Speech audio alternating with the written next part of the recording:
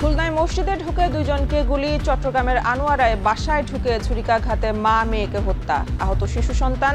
রাউজানে যুবদল নেতা মাসুদুলের মরদেহ হস্তান্তর, হত্যাকারী 4 জন শনাক্ত হয়নি মামলা।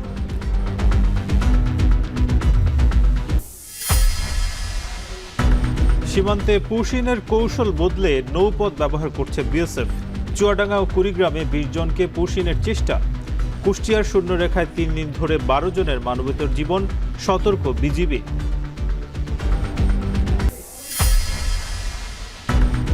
গণমাধ্যমের ব্যবসা কেন্দ্রিক হয়ে ওঠা স্বাধীন সাংবাদিকতার জন্য উদ্বেগের বললেন বিএনপি মহাসচিব। গণভোট বাস্তবায়নের মাধ্যমে গণমাধ্যমের স্বাধীনতা নিশ্চিতের দাবি জামায়াত নেতা পরওয়ারের।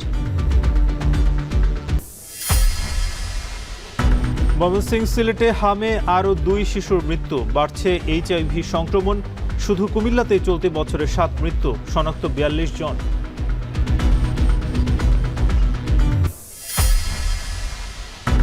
থাইল্যান্ড, মিয়ানমার, কম্বোডিয়া ঘিরে আশপাশের 5 দেশে সাইবার প্রতারক চক্র। ভালো চাকরির প্রলোভনে দেশ থেকে নিয়ে গিয়ে হাজার হাজার ডলারে চীনা নিয়ন্ত্রিত কম্পাউন্ডে বিক্রি।